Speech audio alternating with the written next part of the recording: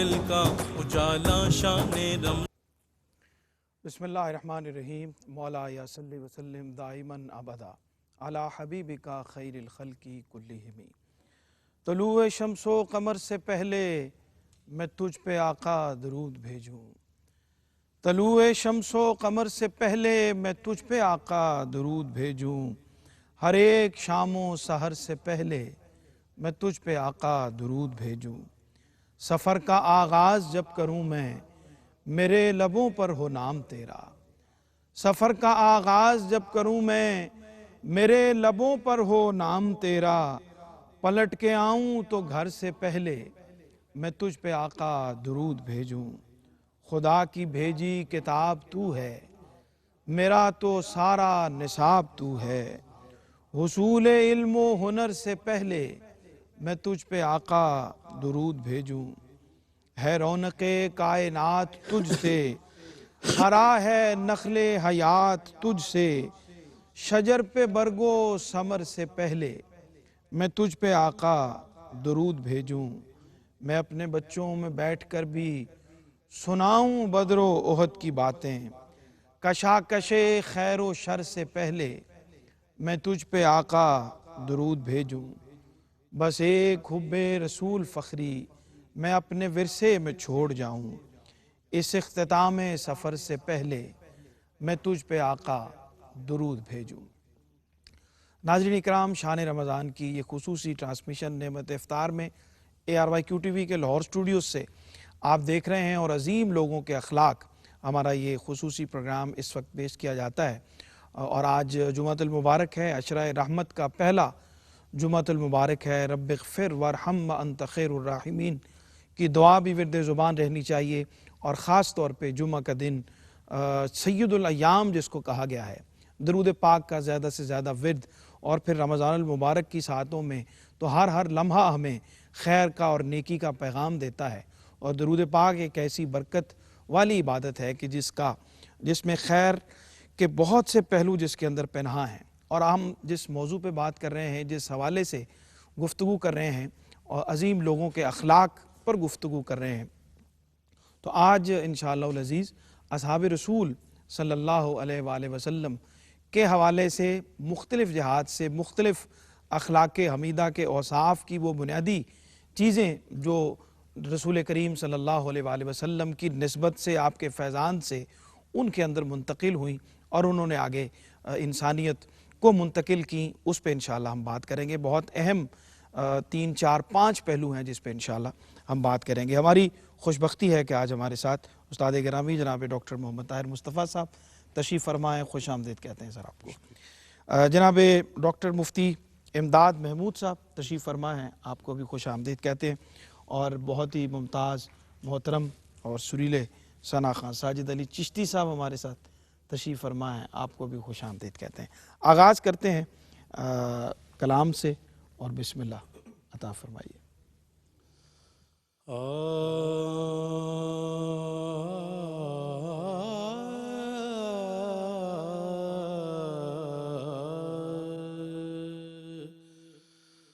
ہر زمانے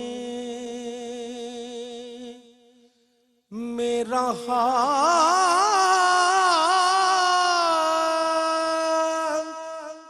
جاری ترانہ کا. ہر زمانے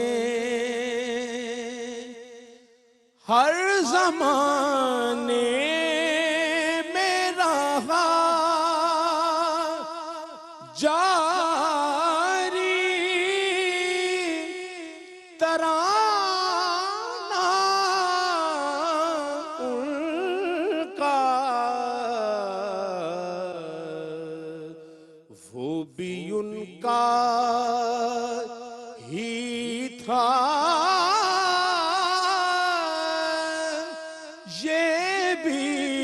زمانہ ان کا. وہ بھی ان کا ہی تھا، یہ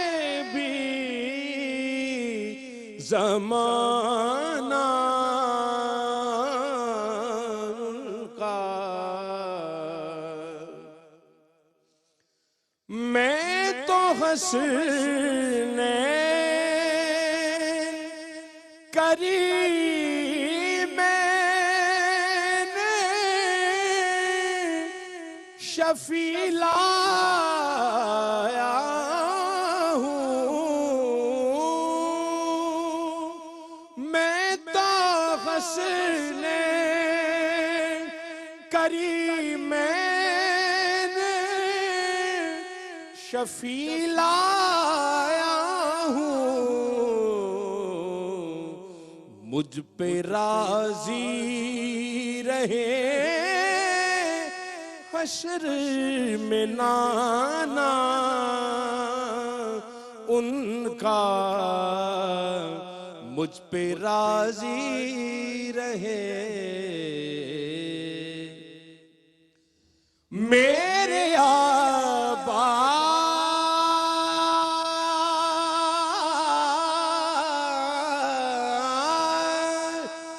کے بیاباں تھے اسی در کے غلام تو اس حوالے سے میں نوکر ہوں پرانا ان کا اس حوالے سے میں نوکر ہوں پرانا ان کا روٹھ جاتا ہے خدا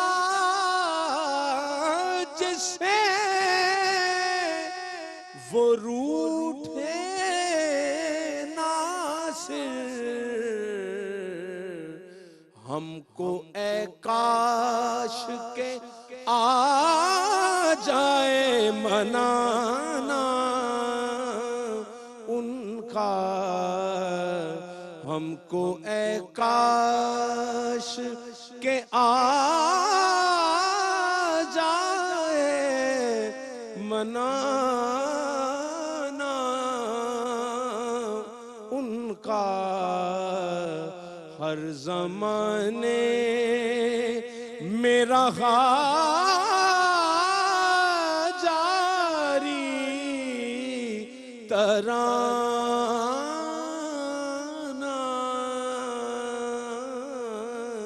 ان کا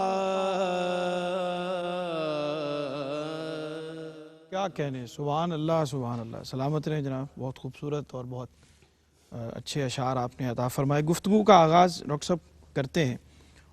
عدل ایک بہت بنیادی صفت ہے جو انسان کے اندر پیدا ہونی چاہیے. رسول کریم صلی اللہ علیہ وآلہ وسلم نے اپنے اصحاب رسول میں اس وصف کو پیدا فرمایا.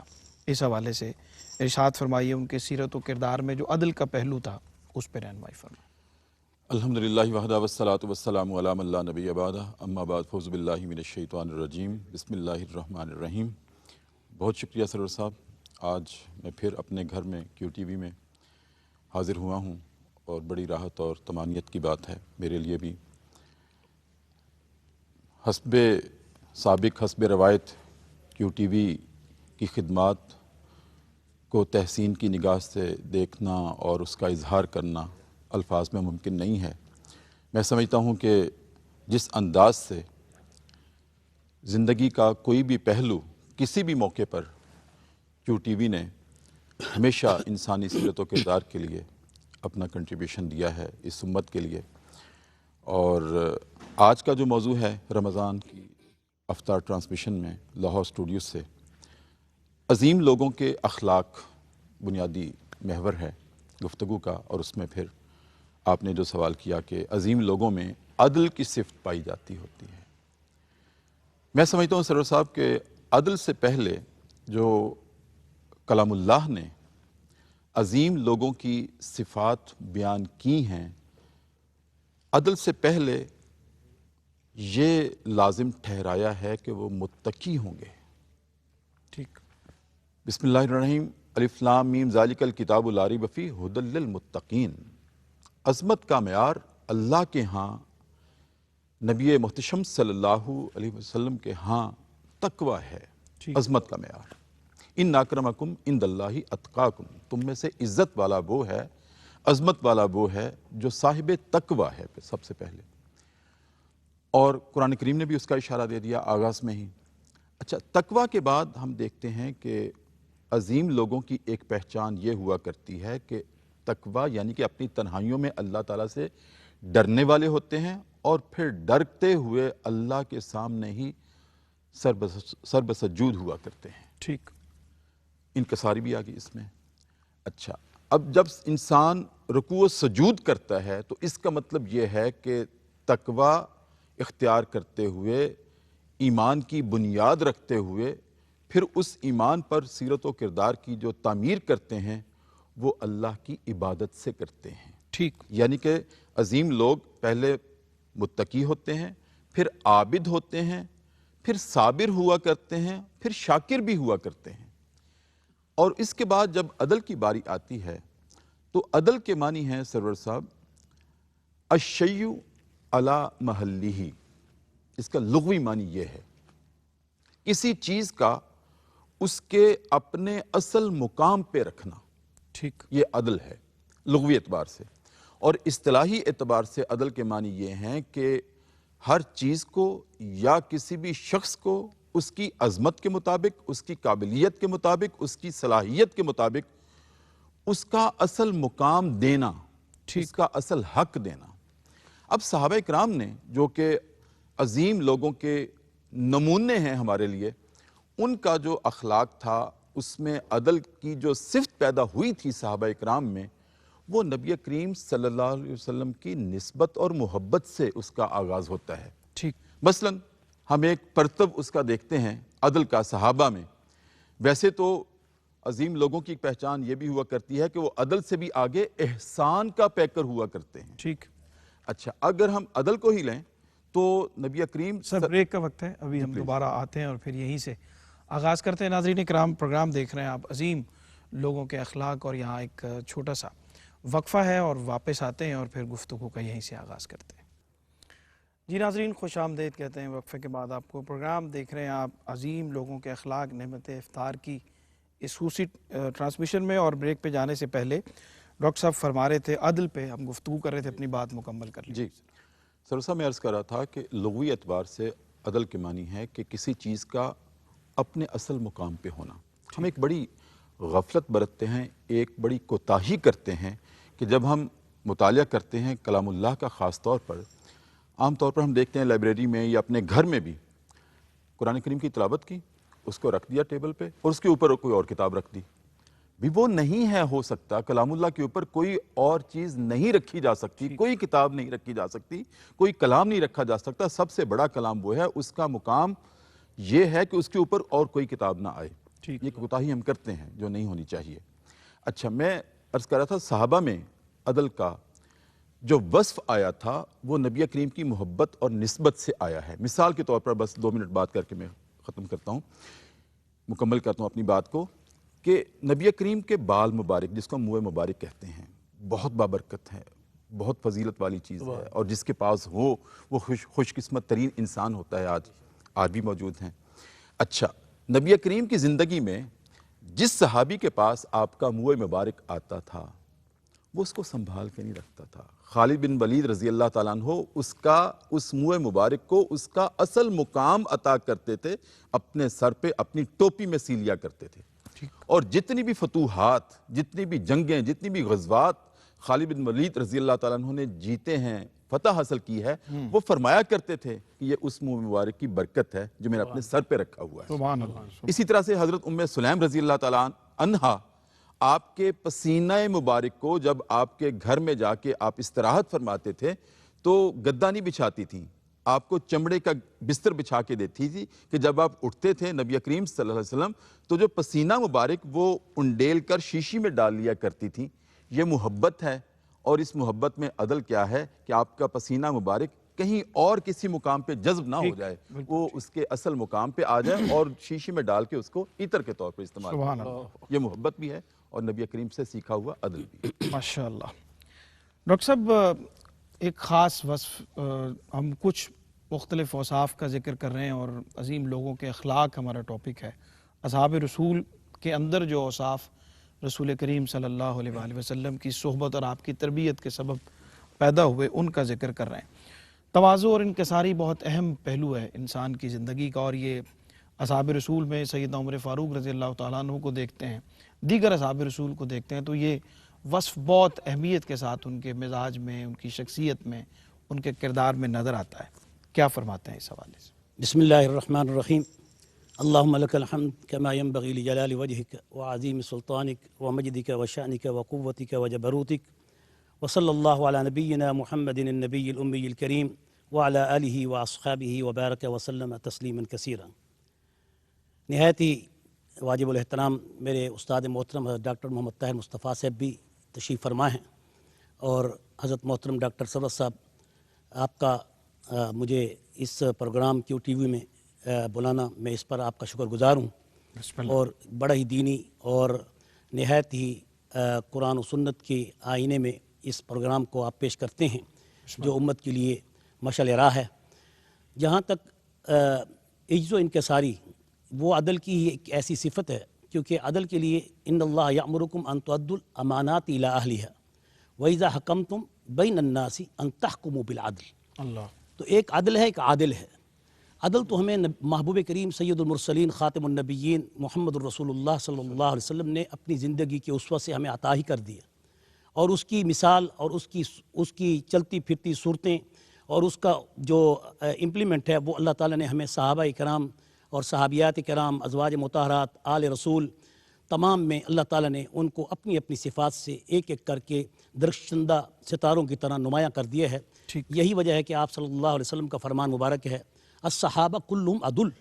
یہاں بہت بڑی خوبصورت دلیل دی ہے اللہ تعالیٰ کے پاک پیغمبر صلی اللہ علیہ وسلم کی اس حدیث سے کہ الصحابہ کلہم عدل، کہ صحابہ میں ساری اہل بیت بھی ہے، ازواج مطہرات بھی ہیں، آپ کے رشتہ دار بھی ہیں، عزیز و اقارب بھی ہیں، اور خلفائے راشدین بھی ہیں. یہ ایک ایسا گلدستہ ہے محبوب کریم سید المرسلین خاتم النبیین صلی اللہ علیہ وسلم کی درسگاہ کا، مدرسے کا، اصحاب صفہ کی شکل میں ہو، یا اصحاب بدر میں ہوں، یا اصحاب احد میں ہوں، یا اصحاب خندق میں، یا اصحاب کربلا میں. یہ سب کے سب ایک ایسا ایک ایسا خوبصورت ایک ہمارے سامنے آئینہ ہے اپنے آپ کو پرکھنے کا، کہ جس میں سب سے پہلے تو عدل کی تعریف کیا ہے جو استاد محترم نے بتائی کہ الشیء علی محلہ، کہ عدل یہ ہے کہ اس شخص کو جس کا حق ہے، انصاف ہے، اس کو عطا کر دیا جائے، اور اگر اس کے ماں سوا ایسا کیا جائے گا تو وہ غیر محلی ہو جائے گا، وہ عدل کے مخالف ہو جائے گا. اور یہاں پر عدل کے ساتھ عادل کا ہونا بھی شرط ہے. اور عادل کے لیے صفات کیا ہیں؟ عادل کے لیے سب سے پہلے خشیت پروردگار ہے، تقوی ہے، خوف ہے، عاجزی ہے، انکساری ہے. اور یہی وجہ ہے کہ اللہ تعالیٰ نے جیسے صحابہ کرام کے بارے میں قرآن مجید میں ارشاد فرمایا کہ اولئک الذین امتحن اللہ قلوبہم للتقوی، کہ وہ تقوی کے اعلیٰ مقام پر اللہ تعالیٰ نے ان کے دلوں کا امتحان لے لیا. اور پھر کہا الصحابہ کلہم عدل، میرے بعد علیکم بسنتی و سنت الخلفاء الراشدین المہدیین، اور علیکم میں تمہارے اوپر لازم رکھتا ہوں اپنی عطرت کی محبت اور ان کا لزوم. یہ ایک ایسے خوبصورت اقوال ہیں اور احادیث رسول اللہ کی روشنی میں ہمارے لیے لاہ عمل ہیں، کہ جس سے ہمیں یہ سبق مل رہا ہے کہ ہمیں عادل کے انتخاب میں بھی ان صفات کا ہونا ضروری ہے، کہ جب تک عادل اپنی ان صفات کے ساتھ، وہ حاکم، وہ عادل، وہ قاضی، وہ منصف، وہ کمشنر، وہ مجسٹریٹ، وہ ایم پی اے، وہ ایم این اے، جو ہمارے مقتدر شخصیات ہیں، جو ملک اور قانون کو، جو اس کے آئینے میں ملک کی خدمات کو انجام دیتے ہیں، تو ان کے لیے ہمیں سب سے پہلے ان کے لیے یہ شرائط ہیں کہ انہیں تقوی کے اس مقام پہ فائز ہونا چاہیے.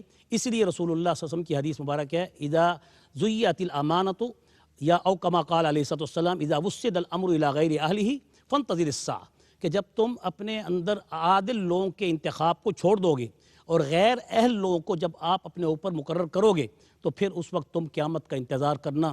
یعنی قیامت کے انتظار سے مراد یعنی قیامت جیسے معاملات اور حالات کا پھر سامنا کرنا جو آج ہمارے سامنے ہیں. اس لیے ہمیں چاہیے کہ ہمیں عدل کی بھی تعریف کو سمجھتے ہوئے عادل کے انتخاب کے اندر بھی ہمیں اپنے ان تمام قواعد و شرائط کو جو قرآن و سنت کی روشنی میں ہیں ان کو بروئے لاتے ہوئے عمل کرنے کی کوشش کرنی چاہیے. بالکل ٹھیک.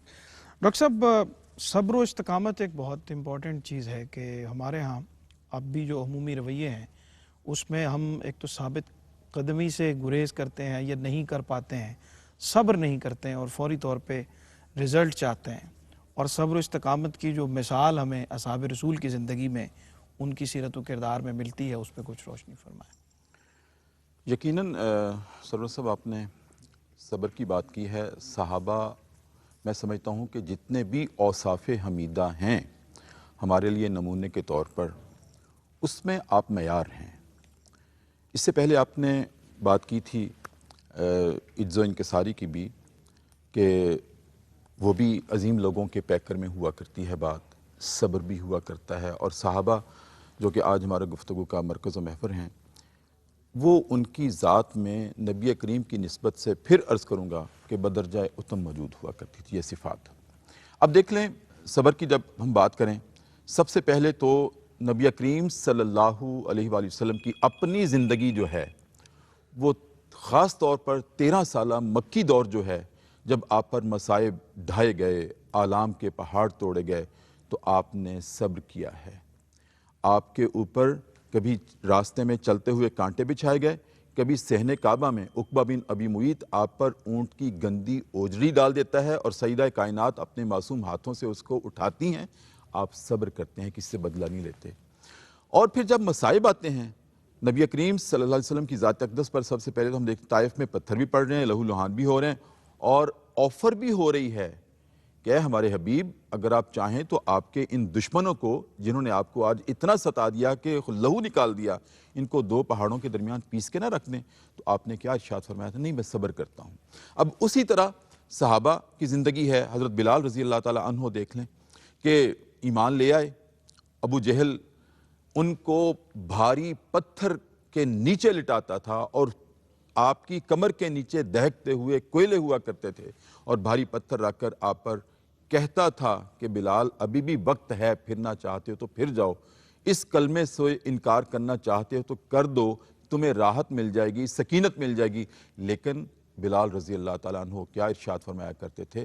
میں اب بھی احد احد پکارتا ہوں کہ جو میرے نبی نے مجھے سبق دے دیا ہے وہ اس حد تک میرے خون میں رس بس چکا ہے کہ اب وہ میرے خون کی شریانوں سے نہیں نکل سکتا، میں صبر کرتا ہوں۔ نبی کریم نے بھی کہا تھا کہ میں ان لوگوں نے جتنا مجھے ستایا ہے میں صبر کرتا ہوں، اس نیت کے ساتھ کہ اگر آج یہ میرا مرتبہ و مقام نہیں سمجھے، کل کو ان کی اولادوں میں سے تو کوئی پیدا ہوگا جو میرے مقام کو سمجھے گا اور میرے دین کو لے کر آگے چلے گا۔ ٹھیک ڈاکٹر صاحب، خود احتسابی ایک بہت امپورٹنٹ وصف ہے کہ انسان اپنا احتساب کرتا رہے، اپنا محاسبہ کرتا رہے، اور پھر جو احساس جواب دہی ہے، جواب دہی کا جو تصور ہے، وہ انسان کو روکتا ہے ہر قسم کی برائی سے کہ میں نے اپنے ہر عمل کا جواب اپنے خالق و مالک کو دینا ہے۔ تو اس وصف کو ہم سیرت صحابہ میں کس طرح سے دیکھتے ہیں؟ جی، اللہ تعالیٰ نے رسول اللہ صلی اللہ علیہ وسلم کو جو یہ وصف عطا کیے ہیں، جو اس میں انسانی زندگی کے جو پہلو نمایاں طور پہ روشن ہیں، اس میں آپ صلی اللہ علیہ وسلم کی اپنی زندگی ایسی تھی کہ جس میں آپ صلی اللہ علیہ وسلم نے جس وقت اس دنیا سے رحلت کرتے وقت بھی آپ صلی اللہ علیہ وسلم نے اپنی امت کو 2 چیزوں پر بڑی خصوصیت کے ساتھ وصیت کی اور کہا کہ میں تمہارے اوپر نماز کو، جماعت کو تمہارے اوپر، یعنی اس کی پابندی کو آپ کے اوپر رکھتا ہوں، اور تمہارے اوپر تمہارے ماتحتوں کے جو حقوق ہیں ان کو، اب وہ ماتحت اس وقت کے غلام ہوا کرتے تھے اور آج کل کے ماتحت اور لوگ بھی ہو سکتے ہیں۔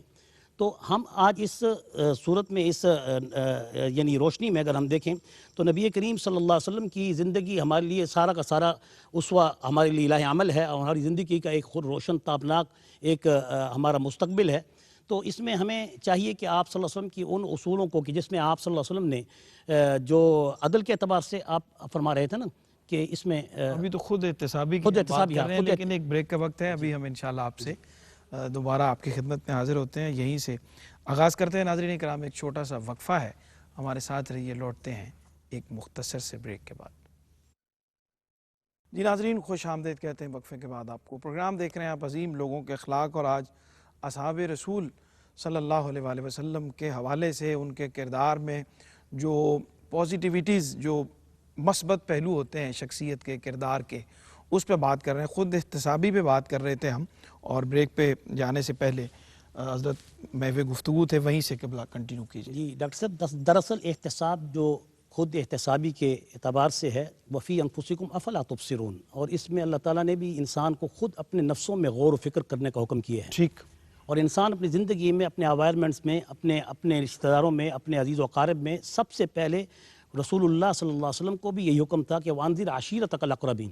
تو یہاں سے احتساب کا جو پہلے نمبر پر جو شروع ہوتا ہے وہ اپنے احتساب کا ہے کہ میں اپنے اس اسلام اور دین پر، جس پر میں نے کلمہ پڑھا ہے اپنے اللہ پر، اس کی توحید کے ساتھ، اور اپنے حبیب سید المرسلین خاتم النبیین صلی اللہ علیہ وسلم کی اطاعت کا میں نے کلمہ پڑھا ہے، تو کیا میں اپنی زندگی میں اس پر بھی خود عمل پیرا ہوں کہ نہیں ہوں؟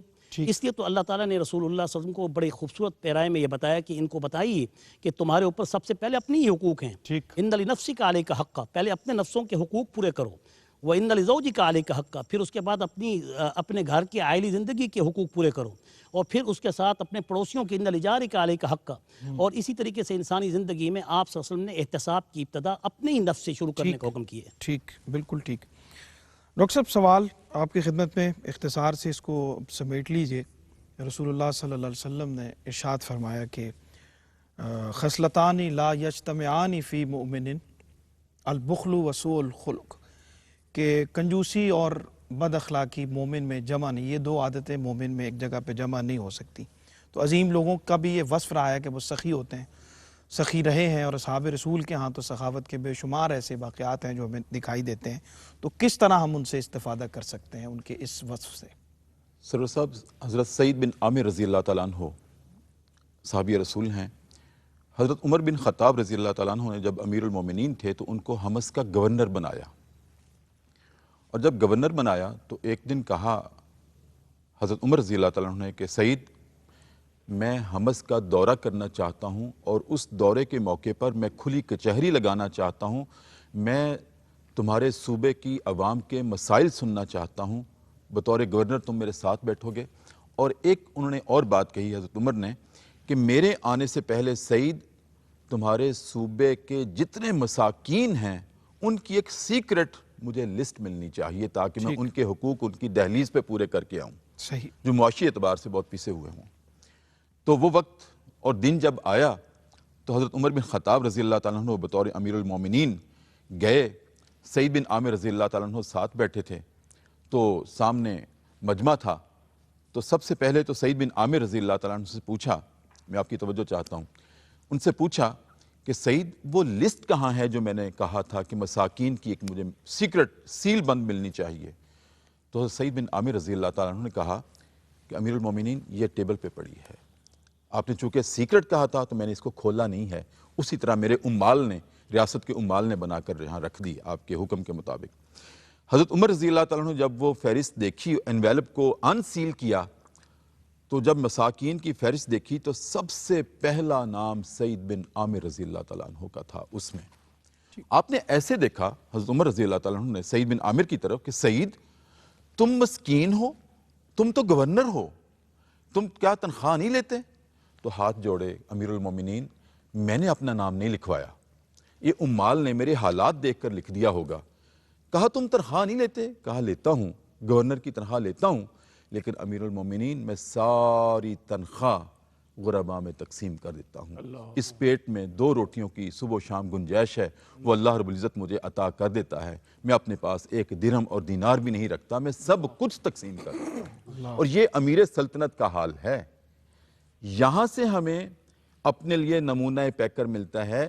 ہمیشہ چھوٹا اپنے بڑے کو کاپی کرتا ہے، اور یہی دین اسلام کا ایک بہت گلوریس پہلو ہے کہ بڑے جو ہیں دین اسلام میں، جتنے بھی ہمارے اکابر ہیں، وہ صحابہ ہوں، وہ کوئی بھی نمونے کے طور پر ہم دیکھ لیں کسی شخصیت کو، وہ ایک ایسا پیکر ہیں کہ جن کو آج دیکھ کر ہم اپنی زندگی کو ان کے مطابق ڈھال سکتے ہیں. ہمارے پاس نمونے موجود ہیں. بالکل ٹھیک.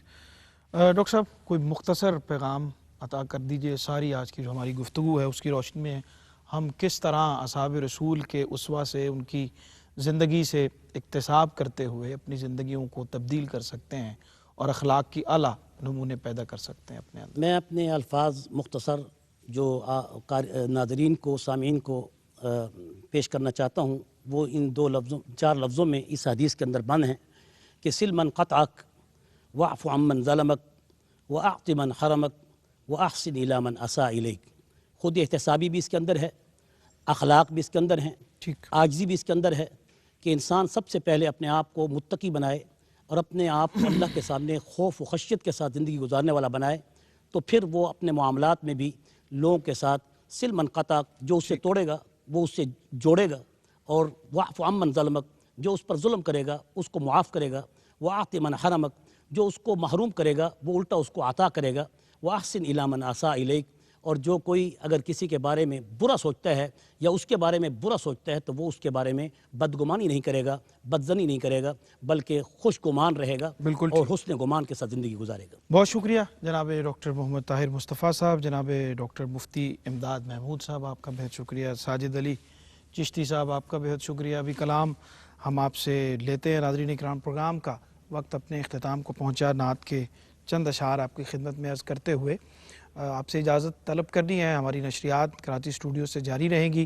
شان رمضان کی نعمت افطار کراچی سے آپ دیکھ سکیں گے براہ راست ان اشعار کے ساتھ کہ قرار جاں وہ اس میں دل ربا تقسیم کرتا ہے، قرار جاں وہ اس میں دل ربا تقسیم کرتا ہے، سکون دل در خیر الورا تقسیم کرتا ہے، سکون دل در خیر الورا تقسیم کرتا ہے، گھٹائیں ان کے آنگن کی ہوا ترتیب دیتی ہے، گھٹائیں ان کے آنگن کی ہوا ترتیب دیتی ہے، اجالا ان کے حجرے کا دیا تقسیم کرتا ہے، اجالا ان کے حجرے کا دیا تقسیم کرتا ہے، وہ سیرت بانٹتی ہے آگہی کی روشنی ہر سو، وہ سیرت بانٹتی ہے آگہی کی روشنی ہر سو، وہ لہجہ خوشبوؤں کا سلسلہ تقسیم کرتا ہے، اور سبھی مسند کو ٹھکرا دیں اگر یہ راز کھل جائے،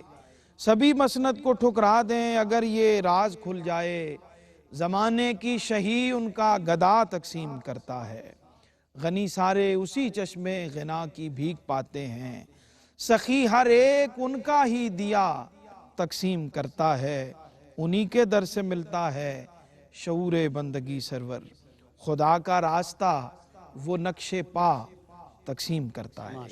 انہی اشعار کے ساتھ اجازت دیجئے کلام شامل کرتے ہیں جناب ساجد علی چشتی صاحب.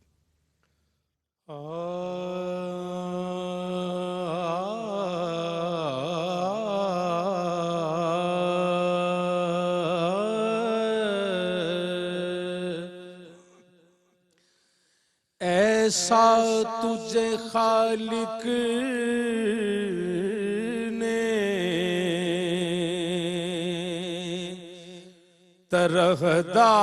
طرحدار بنایا،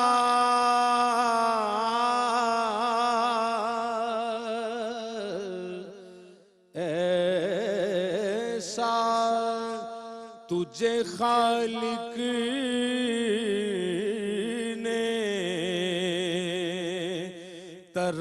طرحدار بنایا، یوسف کو تیرا طالب دیدار بنایا، کونین بنائے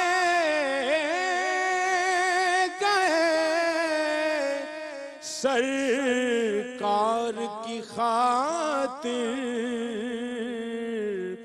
کونین کی خاطر تمہیں سرکار بنایا، کونین کی خاطر تمہیں سرکار بنایا،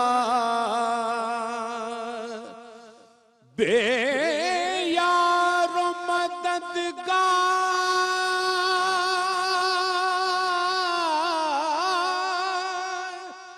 جنہیں کوئی نہ پوچھے، ایسوں کا تجھے یارو مددگار بنایا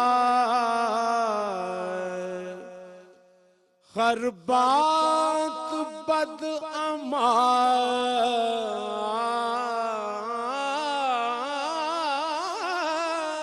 بدعمالیوں سے میں نے بگاڑی ہر بات بدعمالیوں سے میں نے بگاڑی اور تم نے میری بگڑی کو ہر بار بنایا آقا تم نے میری بگڑی کو ہر بار بنایا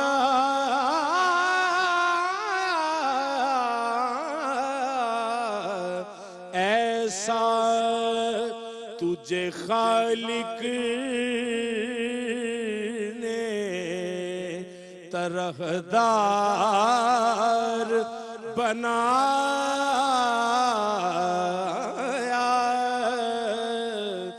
یوسف کو تیرا طالب دیدار